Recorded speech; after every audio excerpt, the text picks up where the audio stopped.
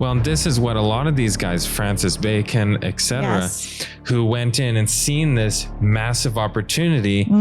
Oh, we have freedom to sort of infiltrate and do what we need to do. And Francis Bacon is a very fascinating character if you get really in the nitty gritty.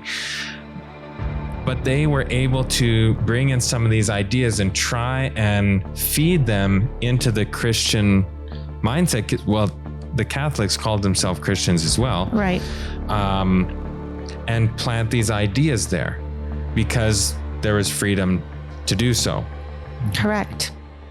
And then he continues, for it is sufficiently well known how many of the children of Francis, as well as of Dominic and of Loyola, were accustomed during the 2 following centuries to voyage there for this purpose. So, in other words, these priests of these Franciscan monks, these Dominican monks, and the Jesuits, who are the children of Loyola, were used to going there. Right. They were populating the country. So take a listen to this quote from Pope Gregory XVI. This shameful font of indifferentism gives rise to that absurd and erroneous proposition which claims that liberty of conscience must be maintained for everyone. Oh, everyone can't have it.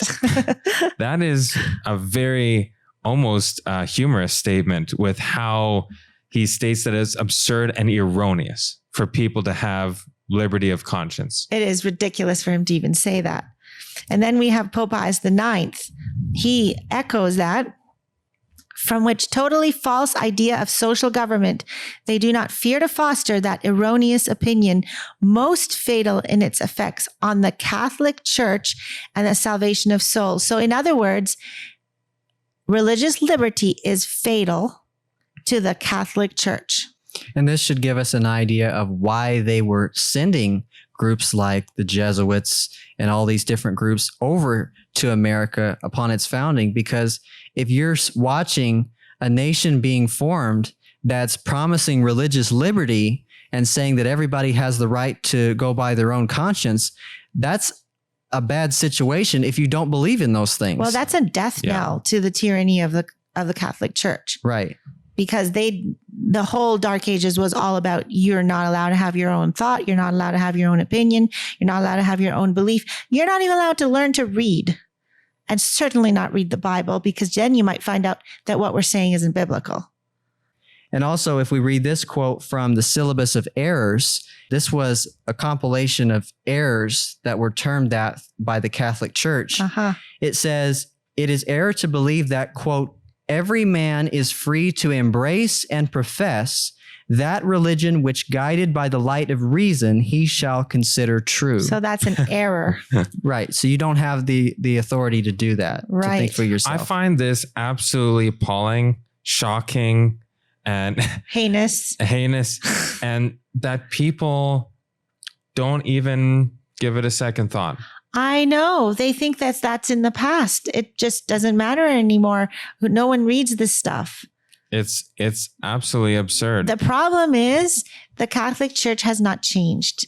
It hasn't recanted. It hasn't said, all the stuff that we said is ridiculous. The Syllabus of Errors we renounce.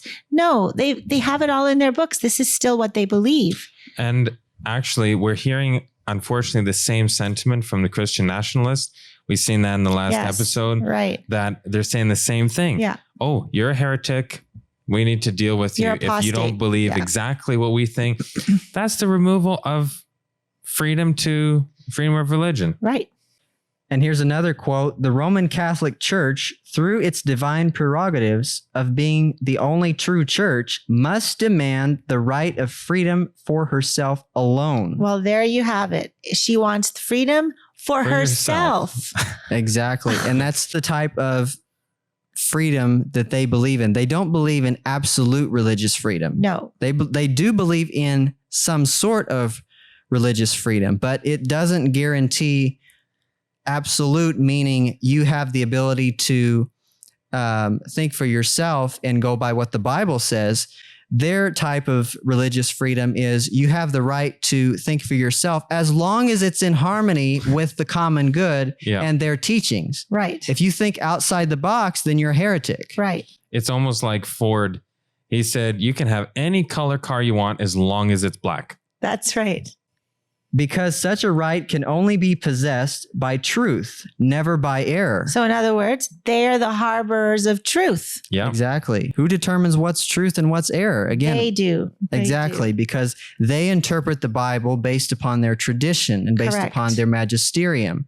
So the Catholic Church is not founded on the Bible and Bible alone. It's on their traditions. And we need to make that point because it's coming from them and not the Bible. Right. In a state where the majority of the people are Catholic, the church will require that legal assistance be denied to error, and that if religious minorities actively exist, they shall have only a de facto existence without opportunity to spread their beliefs.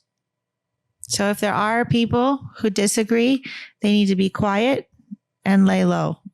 Yeah.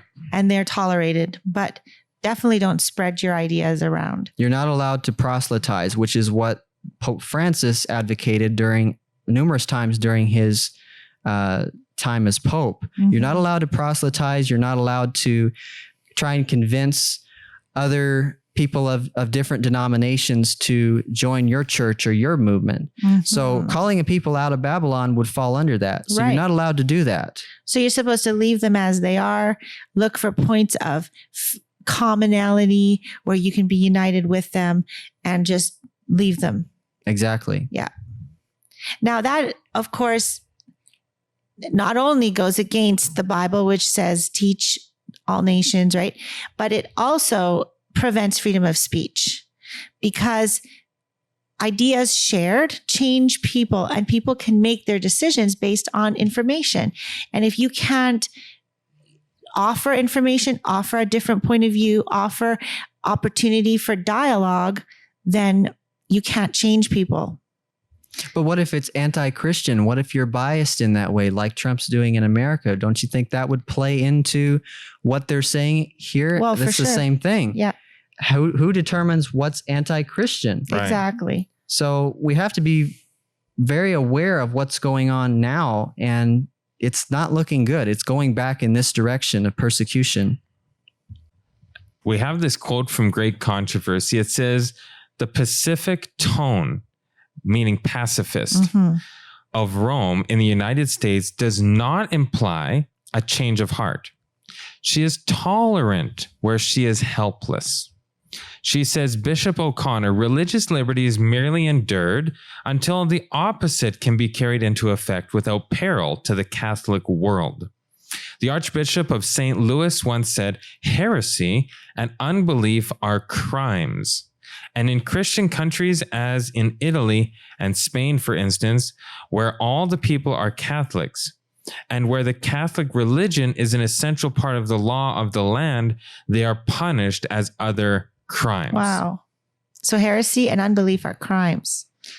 And that's, the only reason, like it's stating, that isn't the case yet in America is because too much damage to Catholicism would take place if they just overtly said, okay, we're going to start persecuting. People would just have an uproar. But if we can slowly bring it in, if we can use these elements, to sort of twist what is happening. And Exactly. I think it's also good to point out that according to the Catholic Church, heresy is defined as thinking for oneself what one chooses to believe. Good point. So when they say heresy and unbelief are crimes, if you choose to think for yourself and follow your conscience, follow the Bible, then you're a criminal. And this isn't a direct attack on Catholics, on individual Catholics. No. What we're talking about here is what the Catholic Church as a body, as a whole, as a system teaches and says in their writings. So just in case there's anyone listening, who is a Catholic, you may not even know about some of these things. They may not have even told you about these things. But what we're doing is just reading through those quotes that are directly from Catholics and looking at history. Yeah. And in our next quote on religious liberty, it says, the Catholic Church is a respecter of conscience and of liberty. Nevertheless, when confronted by heresy, has recourse to force, to corporal punishment, and to torture. It's so funny to me that they would like admit that torture is a very real part of their regime to correct heresy. Yeah. And this isn't a system that is atheistic or any sort of anti-God. Right. They don't have that mindset. This is a professed Christian church saying that they have the right to torture people who don't agree with them. Yeah. Yeah, that's pretty horrible.